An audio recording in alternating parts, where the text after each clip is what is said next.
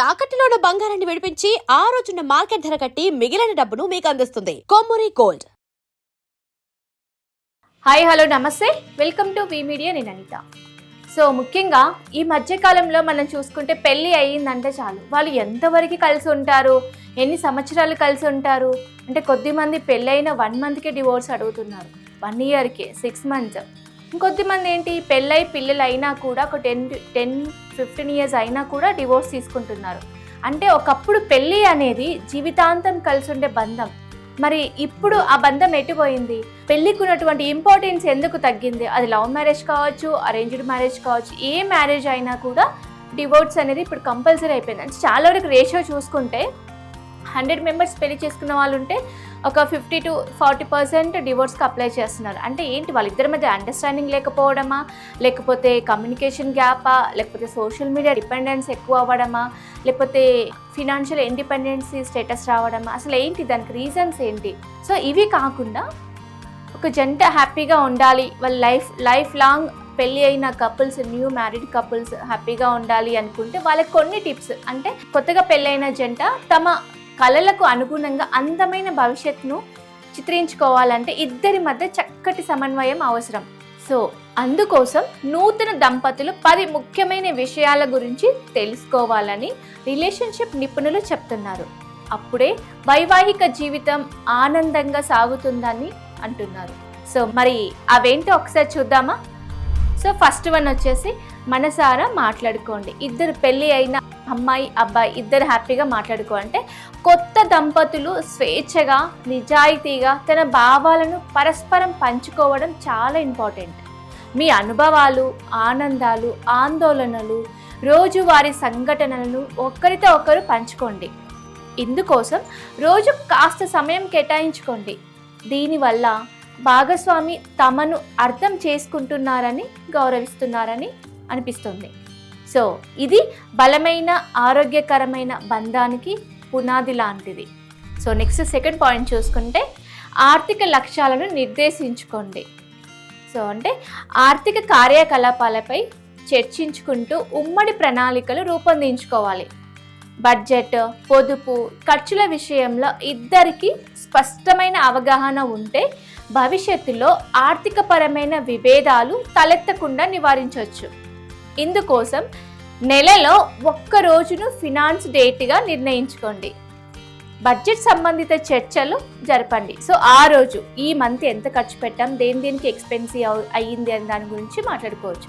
Third point వచ్చేసి గృహమే స్వర్గసీమ. అంటే ఇంటిని అందంగా తీర్చిదిద్దుకోవడంపై దృష్టి పెట్టాలి. ఇద్దరి ఆలోచనలు, అభిరుచులను ప్రతిబింబించేలా గృహ అలంకరణ ఉండాలి. పని మీద ఎక్కడికి వెళ్ళినా ఇంటికి తిరిగి వస్తే అలసట మొత్తం దూది పింజలా ఎగిరిపోయేలా సౌకర్యవంతమైన వాతావరణాన్ని ఏర్పరచుకుంటే మనసు ఆహ్లాదకరంగా మారుతుంది. ఫోర్త్ పాయింట్ వచ్చేసి డేట్ నైట్ సెట్ చేసుకోండి. అంటే నెలలో కనీసం 1 రోజు అయినా ఇద్దరి చేతిలో చేయి వేసుకొని బయటికి వెళ్ళి రావడాన్ని అలవాటుగా మార్చుకోవాలి. సో ప్రతి ఆదివారం లేదా నెల చివరి ఆదివారం లేదా నెలలో ఏదో ఒక తేదీన రెస్టారెంట్కి వెళ్ళి సరదాగా కబుర్లు చెప్పుకుంటూ డిన్నర్ చేసి రండి. మీరు వెళ్ళే ప్రదేశాలను కూడా తరచుగా మారుస్తూ ఉండండి. దీనివల్ల రొటీన్ లైఫ్ అనే ఫీలింగ్ నుంచి బయటపడతారు. సో 5th పాయింట్ చూద్దాం ఒకసారి. జీవిత భాగస్వామి స్నేహితులను ఆహ్వానించండి. మీ జీవిత భాగస్వామి స్నేహితుల గురించి అడిగి తెలుసుకోండి. వారి మిత్ర బృందాన్ని ఇంటికి ఆహ్వానించి ఆతిథ్యం ఇవ్వండి. తద్వారా మీ జీవిత భాగస్వామి పెరిగిన వాతావరణం ఏంటి, వారు స్నేహానికి, బంధాలకు ఇచ్చే వాల్యూ మీకు అర్థమవుతుంది. సో దీనివల్ల మీ ఇద్దరి మధ్య అనుబంధం మరింతగా బలపడుతుంది. 6th పాయింట్ వచ్చేసి రొమాన్స్లో స్పార్క్ మిస్ కావద్దు. మొక్కకు రోజు నీరు పోస్తుంటేనే పచ్చగా ఉంటుంది, లేదంటే మోడు వారిపోతుంది. అదేవిధంగా ప్రేమ బంధాన్ని ఎప్పటికీ సజీవంగా ఉంచుకోవాలంటే ప్రత్యేక శ్రద్ధ చూపటం అవసరం. ఆ ప్రయత్నం చేయలేకపోవడం వల్లే చాలా వరకు జంటల మధ్య కాలం గడిచే కొద్దీ అనుబంధం సన్నగిల్లుతోంది. అలాంటి పరిస్థితి మీ మధ్య రాకుండా జాగ్రత్త పడండి. సర్ప్రైజ్ గిఫ్టులు ఇవ్వడము, మనసును తాకే సందేహాలు పంపడం, భాగస్వామి సహకారాన్ని, పనితీరును, అందాన్ని సందర్భానుసారం ప్రశంసించడం, ఇలాంటి ప్రేమపూర్వక చర్యలే భావోద్వేగ అనుబంధాన్ని బలపరుస్తాయి. సో ఒకసారి 7th పాయింట్ చూద్దాం. భవిష్యత్ లక్ష్యాలపై ఉమ్మడి ప్రణాళిక సిద్ధం చేసుకోండి. భవిష్యత్ లక్ష్యాలకు సంబంధించి ఇద్దరి మధ్య ఒక స్పష్టమైన అవగాహన, సయోధ్య అవసరం.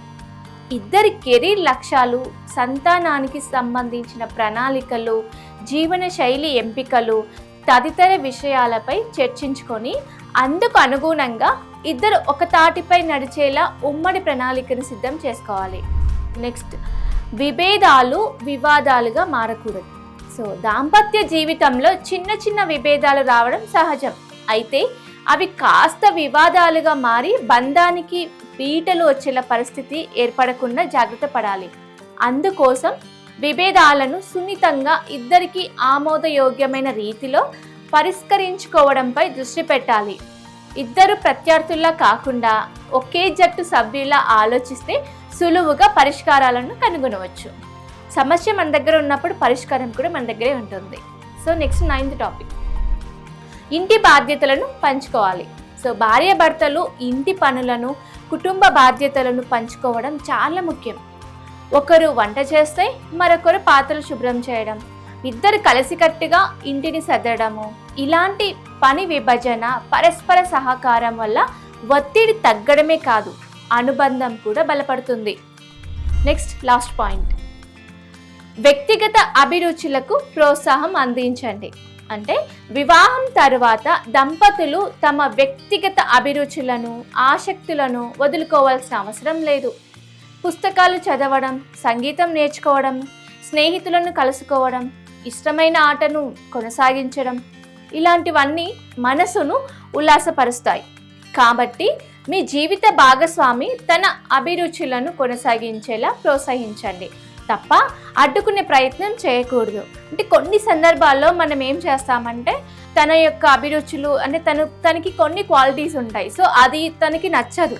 సో నువ్వు ఇలానే ఉండాలి, లేదు నువ్వు ఇలానే ఉండాలి అని చాలా వరకు ఆర్గ్యుమెంట్స్ జరుగుతూనే ఉంటాయి. సో అలా కాకుండా తన యొక్క అభిరుచులు ఏంటి, తను ఎలా ఉండాలనుకుంటున్నాడు ఏంటి, సో అవి తెలుసుకొని కొద్ది వరకు వాటికి మనం సపోర్ట్ చేస్తే కనుక ఇద్దరు కపుల్స్ అనేది హ్యాపీగా ఉంటుంది. సో మనం చెప్పినటువంటి 10 పాయింట్స్లో అట్లీస్ట్ కొన్ని పాయింట్స్ అయినా మనం అర్థం చేసుకొని తనకి జీవిత భాగస్వామికి నచ్చినట్టుగా మనం ఉంటే సో కొద్ది వరకు ఈ గొడవలు, ఆర్గ్యుమెంట్స్ అనేవి జరగకుండా మ్యారేజ్ వ్యవస్థ లైక్ వాళ్ళు కలిసి ఉన్నంత వరకు హ్యాపీగా ఉంటారు.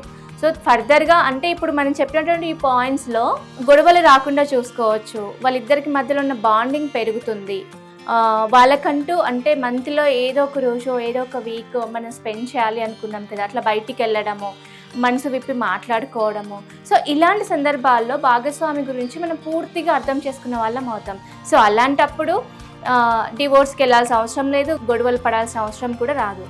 సో ఇవండి ఈ కొంచెం చిన్న చిన్న టిప్స్. అంటే హస్బెండ్ అండ్ వైఫ్ హ్యాపీగా ఉండడానికి, కొత్తగా పెళ్ళైన వాళ్ళు హ్యాపీగా ఉండడానికి ఈ మెలకువలు పాటిస్తే వాళ్ళ లైఫ్ జీవితాంతం బాగుంటుంది. సో ఇదండి, ఇలాంటి లేటెస్ట్ అప్డేట్స్ కోసం చూస్తూనే ఉండండి అవర్ ఛానల్. Thank you.